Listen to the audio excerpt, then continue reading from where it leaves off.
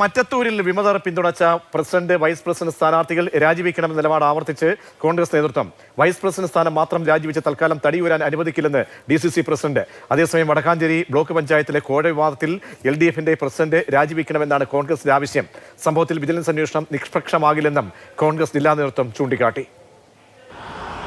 തദ്ദേശ സ്വയംഭരണ സ്ഥാപനങ്ങളിലേക്കുള്ള തെരഞ്ഞെടുപ്പിന് ശേഷം രണ്ടിടങ്ങളിൽ വലിയ പ്രതിസന്ധിയാണ് UDFനെ സംബന്ധിച്ചിടത്തോളം ഉണ്ടായിരിക്കുന്നത്.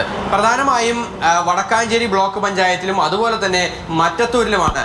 മറ്റത്തൂരിലെ കാര്യം നോക്കുകയാണെങ്കിൽ കോൺഗ്രസിൽ നിന്ന് രാജിവെച്ച് BJPയുടെ പിന്തുണയോടുകൂടി അവിടെ ഒരു ഭരണകക്ഷി അല്ലെങ്കിൽ ഒരു പ്രസിഡന്റ് സ്ഥാനത്തേക്ക് ഒരു സ്ഥാനാർത്ഥിയെ വിജയിപ്പിച്ചിരിക്കുകയാണ് ഒരു വിഭാഗം വിമതർ. ഈ വിമതർക്ക് അന്ത്യശാസനം നൽകിയിരിക്കുകയാണ്. അതായത് അവരോട് സ്വീകരിച്ച നിലപാടുകളിൽ യാതൊരു വിധത്തിലുള്ള മാറ്റങ്ങളും ഇല്ല എന്നുള്ളത് തന്നെയാണ് ജില്ലാ കോൺഗ്രസ് കമ്മിറ്റിയുടെ നിലപാട്.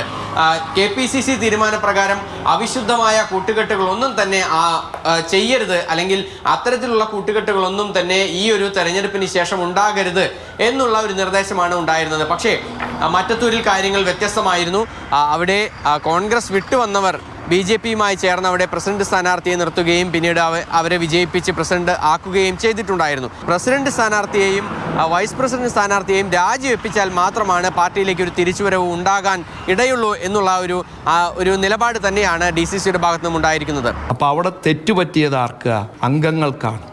അത് റെക്ടിഫൈ ചെയ്യണം, ജനങ്ങളോട് വിളിച്ചു പറയണം, ഞങ്ങൾക്ക് തെറ്റുപറ്റി, പാർട്ടിയോട് ഏറ്റുപറയണം. തെറ്റുതിരുത്തി വരുന്ന ആരെയും പാർട്ടി സ്വീകരിക്കും. പാർട്ടിയുടെ നയങ്ങളിൽ നിന്ന് പ്രവർത്തിക്കാൻ തയ്യാറായ ആരെയും പാർട്ടി സ്വീകരിക്കും. അതാണ് പാർട്ടി ലൈൻ. അതേസമയം വൈസ് പ്രസിഡന്റ് സ്ഥാനാർത്ഥിയെ മാത്രം രാജിവെപ്പിച്ച് തടിയൂരാനാണ് മറ്റത്തൂരിലെ വിമതരുടെ നീക്കം. അതായത് പ്രസിഡന്റ് സ്ഥാനാർത്ഥിയായി വിജയിച്ച വ്യക്തി കോൺഗ്രസ്സുകാരി ആയിരുന്നില്ല, അതിനോടൊപ്പം തന്നെ വിമതയായി മത്സരിച്ചതാണ്, അങ്ങനെ വിജയിച്ചതാണ് അതുകൊണ്ട് തന്നെ അവരെ രാജിവെപ്പിക്കുക തങ്ങളുടെ ഉത്തരവാദിത്തമല്ല എന്ന് പറഞ്ഞ് തടിയൂരാനാണ് ഒരു വിഭാഗം വിമതരുടെ ഒരു നീക്കം എന്ന് പറയുന്നത്. അതേസമയം തന്നെയാണ് ഈ വടക്കാഞ്ചേരി ബ്ലോക്ക് പഞ്ചായത്തിലെ കോഴ ആരോപണവും. LDF 50 ലക്ഷം രൂപയിലധികം കോഴ നൽകി എന്നുൾപ്പെടെയുള്ള ഒരു ആരോപണങ്ങളാണ് ഓഡിയോയിലൂടെ പുറത്തു വന്നിരിക്കുന്നത്. എന്നാൽ ഇതിനെതിരെ കോൺഗ്രസ് ശക്തമായ പ്രതിഷേധവും ഉയർത്തുന്നുണ്ട്.